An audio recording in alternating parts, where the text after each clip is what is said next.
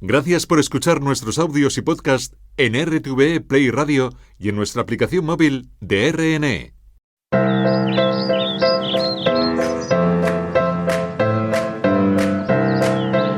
Mamás y papás en Radio 5 con Paco Arjona.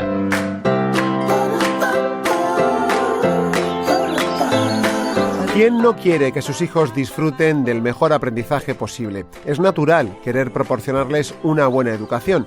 Sin embargo, no siempre caemos en la cuenta de que ese objetivo sería conveniente que fuera acompañado de una estabilidad emocional y un bienestar personal y social que forma parte de lo que nuestros hijos también son, porque son personas. Mindfulness es una de las mejores herramientas en las aulas para lograr una mejor convivencia, una mejor autoestima, un mejor aprendizaje. Bienvenidos a Mamás y Papás. En el control de sonido Javier López, en la producción Raquel Villascusa y en la dirección y redacción Paco Arjona.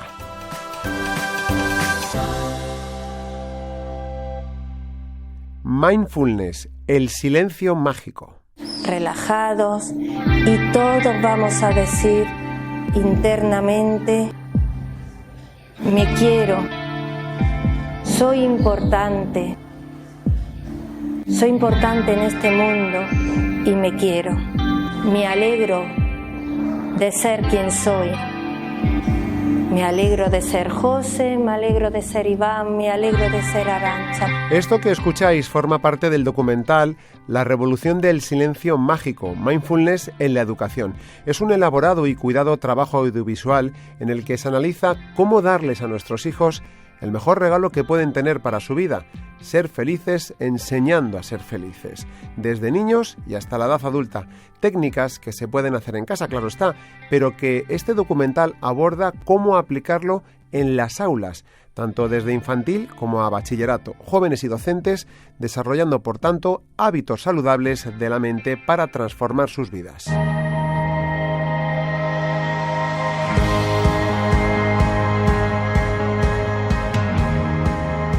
Más relajada, como que me quiero más a mí misma. Porque hay una mirada diferente. Y tenemos nuestro silencio mágico. Solo 2 palabras: sentarse y sentirse. Así que nada mejor que contar con 2 voces autorizadas y relacionadas con este documental.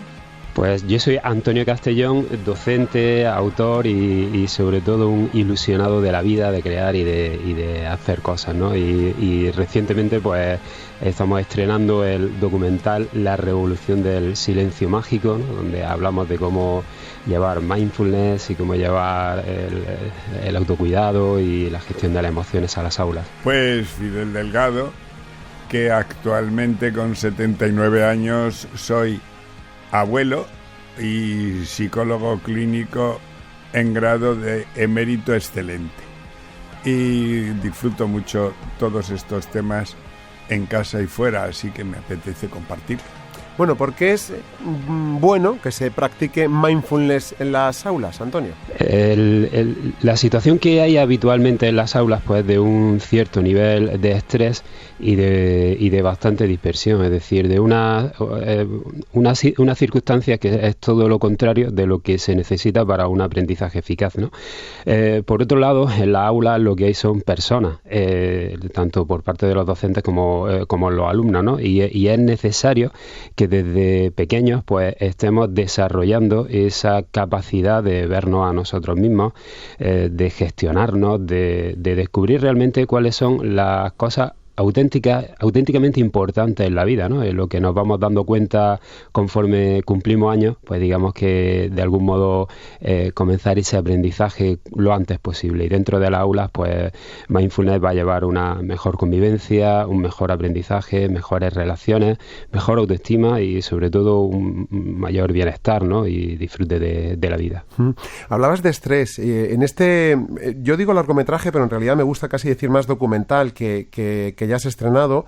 Hay alumnos que llegan a comentar: es que, claro, vivimos ciertas circunstancias muy estresantes. De la que más identifican, por supuesto, es la selectividad, que es un examen en el que se juegan mucho. Este estrés lo tienen porque el propio sistema educativo les va generando estrés, por las relaciones que tienen en clase, porque lo arrastran de otros sitios. ¿Qué es lo que les va generando ese estrés a los alumnos? Lo que ocurre dentro del aula no deja de ser un reflejo de lo que está ocurriendo en la sociedad, ¿no? Entonces tenemos una sociedad que vivimos muy rápido, pero al mismo tiempo muy ajeno a nosotros mismos, muy distanciado de nuestra esencia y de quienes auténticamente somos, ¿no? Entonces ese estrés está en la aula, lo mismo que lo tenéis probablemente en los estudios de radio y en cualquier otro sitio, ¿no? En el caso más concreto, ¿no?, de la educación, pues no solamente se debe a momentos muy puntuales como la selectividad, donde ahí es que se agudiza y ya se vuelve, digamos que patológico, ¿no?, sino que se da también por ese ambiente que suele haber también de ruido, de distracción, de dispersión, también pues todo el tema tecnológico, ¿no?, en el que estamos inmersos actualmente con tantas pantallas y tanto hacia afuera, pero de un modo muy aislado, algo bastante raro que yo creo que no se había dado algo parecido en la historia de la humanidad anteriormente, ¿no? Entonces digamos que ese estrés que se vive dentro del aula es multifactorial, ¿no? Es decir, no es solamente por cuestiones de las que se dan dentro de los centros, sino también pues por esta sociedad en la que estamos. Sí, Fidel. Oye, que me pido intervenir porque como yo ya soy mayor acreditadamente, le he oído al joven Antonio decir una cosa y me veo obligado a corregirle, porque has dicho eso de llevar mindfulness a las aulas. Y bueno, aceptado, pero me apetece subrayar que la esencia de mindfulness, la presencia, la atención que todos tenemos y disponemos de ella para enfocarla hacia afuera, hacia adentro, todos la tenemos y la tenemos instaladísima. Y lo único que hace falta es redireccionarla, porque la cultura nuestra te demanda atención hacia afuera, obsesiva, compulsiva y competitiva. Y no la vuelves hacia adentro nada más que cuando te duele una muela o alguna emergencia así, lo cual es un error, porque parece que tomas conciencia de ti para sufrir y no para disfrutar de todo lo que tienes. Entonces, yo creo que en la escuela, en la vida, en cada ser humano está instalada la esencia de la atención, de la lucidez, y redireccionar eso, enseñar cómo se hace, que por otra parte me parece imprescindible, lo estoy viendo con los nietos, hacerlo temprano, antes de que la atención la capturen, la secuestren y se la queden para siempre todos los medios que son eso, atracadores de atención. Hablabais, y vais en esa línea, hablabais de ruido, Antonio, y en la línea que comentas tú, Fidel, es eso, pero claro, no podemos, creo que el ruido es para todos, evidentemente. Ese ruido es redes sociales, hiperestimulación de medios audiovisuales. Es verdad que los jóvenes quizás pues reciben más impactos, no nos vamos a engañar, aparte de que todavía no tienen los filtros que con la madurez vamos adquiriendo, ¿no? Hay un momento del documental que no sé qué experto de los que sale en él llega a comentar que llegan como a vivir una vida que es ajena, que no es la suya propia. Creo esto es todo lo contrario del mindfulness, que es justo el interiorizar, el ser consciente de uno mismo, y sin embargo ahí lo que se está ocurriendo a estos jóvenes, y aquí podemos generalizar, jóvenes y adultos, ¿no? Pero quizás con ellos se nota más, es que viven una vida que no es la suya propia. Pues es que eso es venir a este mundo, tener vida, intimidad, conciencia en sí mismo y luego aplicarla afuera al mundo, porque el mundo, vivir en él con tino, necesita muchas habilidades. Es decir, que es natural volcarse hacia afuera para ser hábil a vivir hacia afuera. Pero el volcarse y no poder volver nunca a casa, a sí mismo, y perder el señorío, el ser dueño de tu atención, eso es lo que yo creo que es el error y lo que entrenamos en nosotros mismos los primeros, porque si uno no lo valora, no se lo cuenta a los demás, y volver a sí mismo es lo imprescindible. Lo llamamos ahora mindfulness tiene muchísimos nombres, pero es una invitación desde la intimidad de cada uno de nosotros a no te pierdas por mucho que salgas a dar una vuelta. Vuelve a casa, vuelve en ti cuanto antes. Antonio, creo que querías comentar algo. Sí, esa es una de las frases que dice el maestro Dokuyo Villalba, y la verdad es que es cierto, ¿no? De alguna manera estamos muy volcados hacia afuera y eso, para mí, el gran coste que tiene es que dejamos de conocernos a nosotros mismos, ¿no? Es algo que muchas veces comenzamos a hacer a unas edades pues más avanzadas, ¿no? Afortunadamente antes de las que tiene el maestro Fidel, pero la invitación que hacemos con Mindfulness precisamente es lo que acaba de decir Fidel, esa vuelta a casa, esa vuelta al interior, ese simplemente pararte para descubrir qué está ocurriendo dentro de ti, quién eres realmente, ¿no? Y digamos que eso parte de la educación de la propia atención, ¿no? De saber de dónde están tus pensamientos en cada momento, dónde está tu mente, por dónde estás paseando, ¿no? Para decidir cuando quieres dar una vuelta y cuando quieres volver al interior para no perder, como dice Fidel, el señorío de tu atención y tu centro. Oye, sabéis los dos perfectamente que entre los jóvenes, de las enfermedades más comunes que hay, están la ansiedad y la depresión, aunque bien podríamos decir que la ansiedad puede ser el preámbulo de la depresión, si me equivoco me corregís, o la depresión puede ser una consecuencia de la ansiedad, ¿no? Pero bueno, están íntimamente ligadas. ¿Mindfulness ayuda a corregirlo y o prevenirlo? Pues rotundamente sí, claro. Y luego ya si hay que pormenorizar, sí, porque entre otras cosas la depresión es ceder a la presión de fuera y perder interioridad, perder peso dentro y quedarte hueco, vacío, el cual hueco inmediatamente llena cualquier metaverso que esté en oferta y que está buscando eso, un nicho, un hueco dentro para anidar ahí. Si pierdes el reposo en el centro de ti, pues lo ocupa cualquier otra cosa y ya continuamente se echa de menos, dependes de ello. Y si eso un día te falla, ya estás, pues eso, para el suicidio, que parece una broma, pero no es. Hay muchos modos light de suicidio que consiste en dejar de ser tontamente cada poco. Mamás y papás en Radio 5 con Paco Arjona.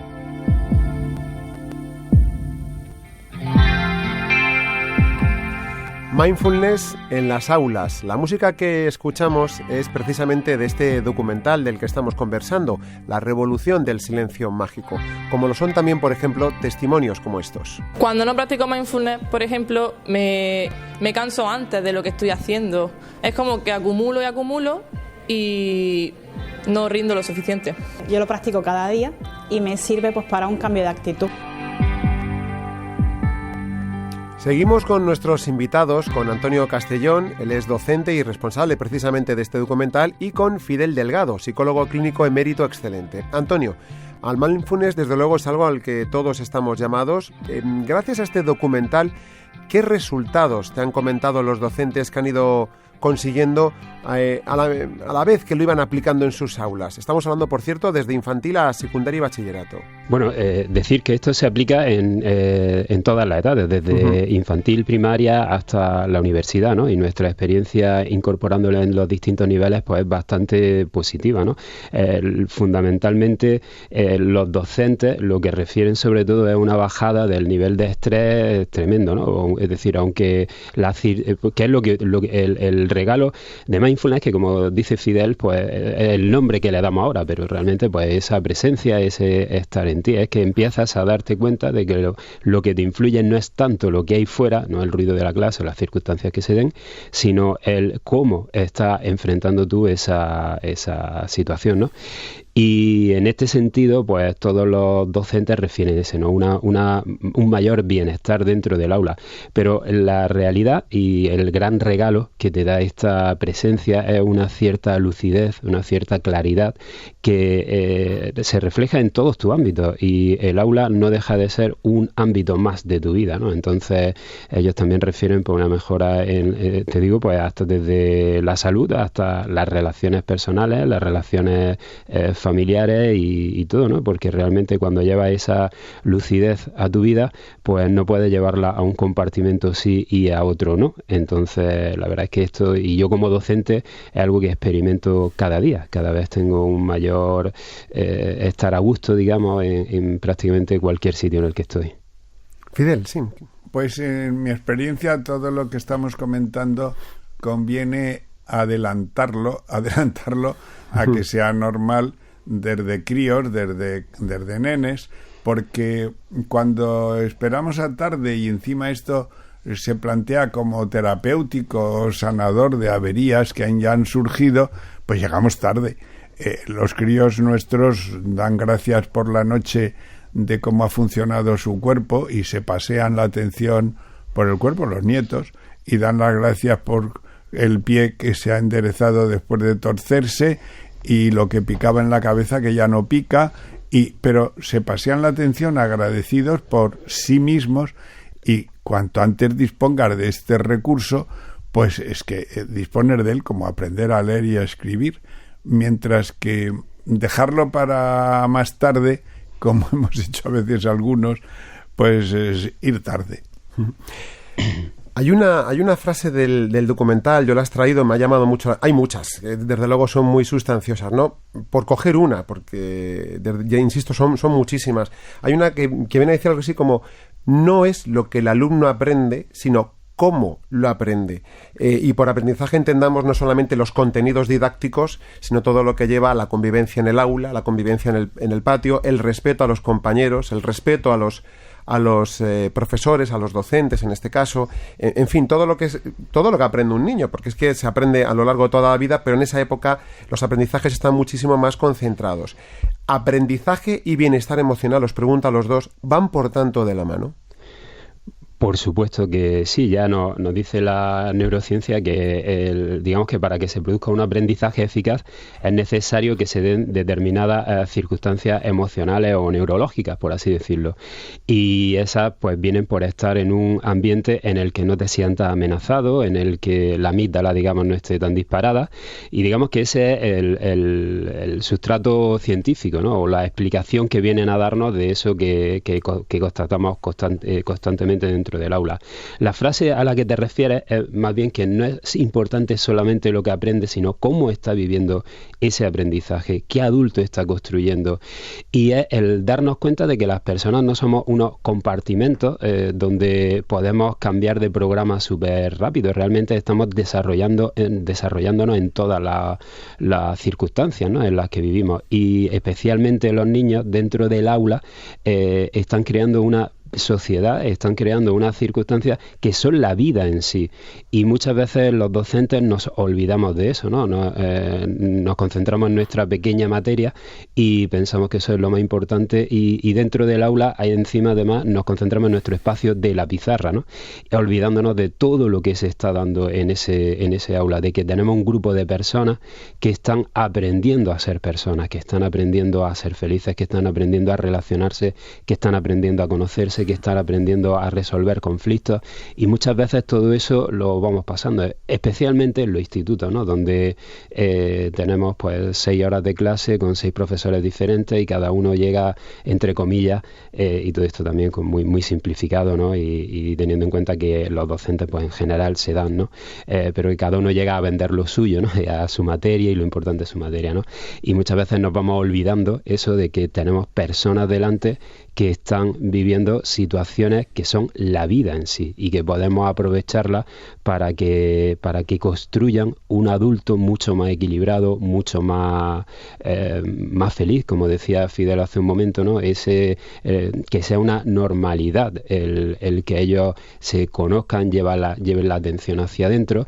y que eso se transmita, ¿no? Diariamente en todas las actividades que se están dando dentro de los centros.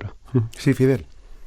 Pues yo quería añadir a lo que dice Antonio que me parece muy importante el giro del aprendizaje estresante que te exige ir captando cosas que si no pasas el examen que se avecina, cambiarlo o invertirlo por un movimiento que es el aprendizaje disfrutante, la sensación de que vas desplegando en ti lo que ya tienes, es el desenrollo personal, porque ya está en ti todo lo que vas a ir en cada clase, en cada experiencia, en cada contacto, incluso en cada fallo y presunto fracaso, vas desplegando lo que ya eres, y eso disfrutarlo es totalmente distinto de vivir el aprendizaje como ir tapando huecos desde la ansiosa carencia que tengo de ay madre todo lo que me falta y ay que no llego. Ya está en el fondo, en semilla lo que soy, y cada día desplegamos todos durante toda la vida lo que soy. Si además lo disfruto, entonces salimos de esta esclavitud de un aprendizaje autoflagelante. Oye, hablabais hace un momento de que esto mejora, desde luego mejora el ánimo del individuo que lo practica, del alumno, de la alumna, mejora la convivencia en el aula, y os voy a ir un poquito más allá. Mejora la relación con los docentes, mejora la relación con la familia. Rotundamente sí. Porque en el momento en el que tomas un poco de lucidez, de claridad, en el momento en el que rebajas tus niveles de estrés, en el momento en el que te das cuenta de que la gran parte del problema es de cómo lo estás enfocando tú y no de lo que está ocurriendo alrededor, pues de alguna manera todo es mucho más sencillo, ¿no? Es como engrasar las relaciones.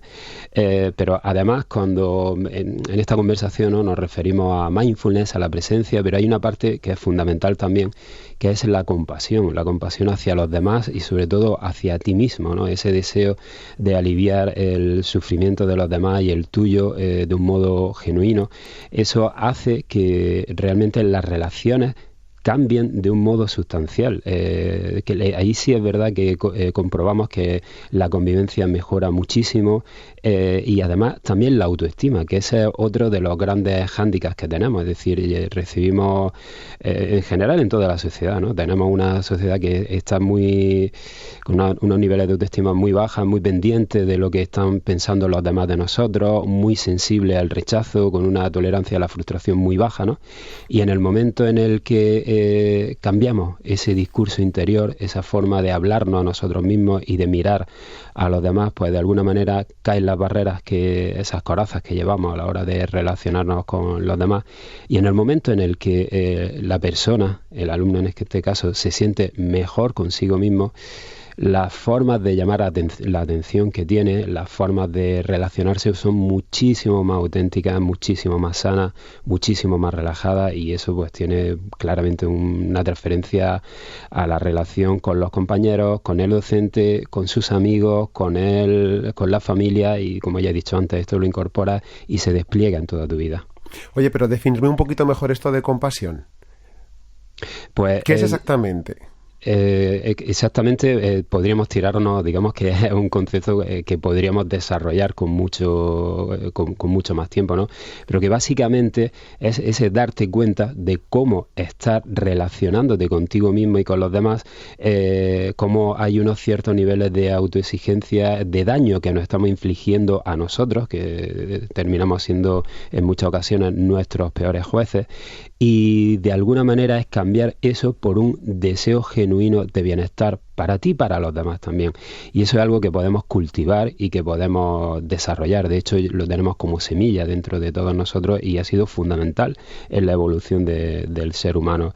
Básicamente sería eso. Yo creo que Fidel aquí puede aportar bastante también y sería ese cambiar esa relación que tenemos con nosotros y que tenemos con los demás. Pasa mucho por la autoaceptación, es decir, por dejar de desear querer ser otra persona o dejar de estar pendiente de lo que creemos que nos falta y de disfrutar lo que tenemos, ¿no? Y aquí voy a parafrasear a Fidel, le voy a robar una frase, ¿no? Y es que aparece en el documental, y es que cuando si con lo que tenemos no somos felices, es muy probable que con lo que nos falta tampoco.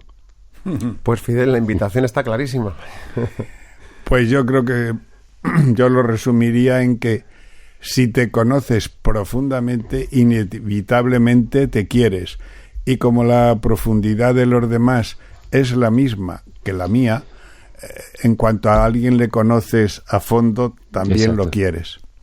Sí, ese conocerte a ti mismo te hace ver lo que es el ser humano realmente. Es decir, en lugar de leer tantos libros, es mucho mejor estudiarse a uno mismo, porque descubres lo que eres tú como ser humano y al verlo en ti comienzas a verlo en los demás. Y ahí es cuando surge una empatía auténtica, ¿no? Porque empiezas a darte cuenta de que lo que a ti te molesta, lo que a ti te duele, etcétera, pues es lo que molesta y duele a los demás de alguna manera, y por resumirlo, ¿no? Y eso te hace que haya una comunicación, que digamos, esa parte de ser humano que compartimos todos, que la veamos mucho más clara, ¿no? Y ahí es cuando nos damos cuenta de las semejanzas que tenemos y de lo que nos acerca, pues cuando de alguna manera pues surge mucho más ese cariño hacia nosotros y hacia los demás.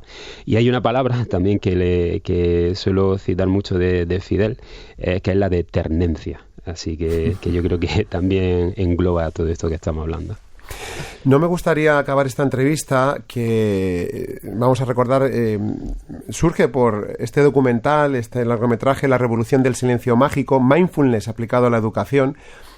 Antonio, cuéntanos un poquito cómo habéis podido financiar este, desde luego, recomendable documental. Pues sobre todo con toneladas y toneladas de ilusión y de generosidad por parte de todas las personas que han participado. La verdad es que este es un proyecto que crece con el contagio, ¿no? de la ilusión, ¿no? de ir acercándolo a profesionales pues como de la talla de Fidel, de Cucho Villalba, de muchísimos docentes que se han prestado y han podido presentar su trabajo, ¿no? Dentro de que nos permita entrar con las cámaras dentro de su aula, y la principal fuente de financiación pues ha sido eso, la colaboración y la ilusión.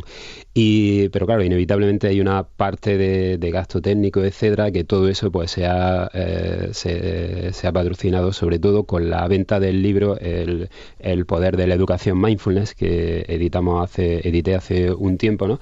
Y que yo creo que bueno, pues la compra del mismo es una invitación de colaboración a todas las personas en este tipo de proyectos, y eso pues nos ayudaría también a desarrollar el siguiente documental con el que estamos ya trabajando. Ay, ¿nos puedes dar un anticipo? Pues la verdad, me siento como los directores estos dicen, no, prefiero no hablar. Pero no, la verdad es que estamos entre amigos. Pues mira, realmente algo que descubrimos realizando el documental fue la experiencia que tienen de vulnerabilidad, que tienen de miedo, sobre todo los adolescentes, ¿no? Lo que se esconde detrás de esa máscara de rebeldía y demás. Y para mí fue maravilloso, porque me permitió conectar con ese adolescente que yo fui y que en parte sigo siendo todavía, ¿no? Entonces yo creo que es muy interesante para los padres sobre todo y para los docentes, los que tenemos que tratar con adolescentes, descubrir lo que realmente están viviendo estas personas, esas fuentes de presión, esa necesidad de aceptación, porque esos cambios neurológicos que se están dando en ese momento, ¿no? Entonces el documental este nuevo documental va a profundizar en esa vivencia adolescente, para que de alguna manera podamos entenderlo y darnos cuenta de que no es un fallo de sistema, no es una enfermedad que se cura con la edad, sino que es una etapa de tremendas posibilidades, que si sabemos enfocarla vamos a hacerle un tremendísimo regalo al niño y a la familia.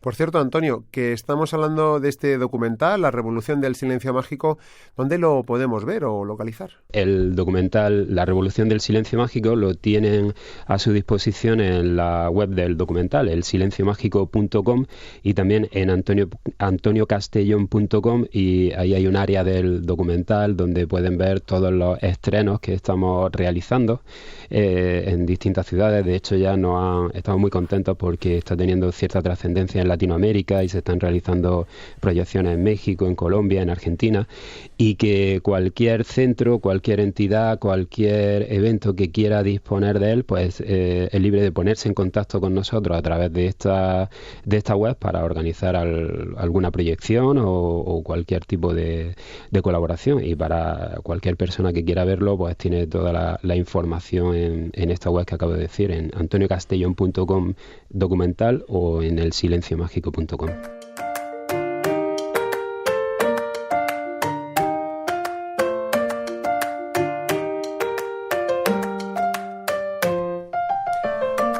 Ya sabéis que en este programa, en Mamás y Papás, no pretendemos generar o seguir dogmas ni tampoco crear escuela, que aquí lo que hacemos es recoger las ideas o sugerencias que entendemos quizás pueden ayudarnos en esta, desde luego, encomiable intención de ser o sentirnos buenas madres y buenos padres. Podéis contactar con nosotros en redes sociales, en Facebook, Mamás y Papás RNE, o en Twitter, @Mamás y Papás RNE, también en el correo electrónico mamásypapás@rtve.es. Nos escuchamos de nuevo el próximo domingo a esta misma hora y os deseamos, como siempre, que tengáis muy buena crianza.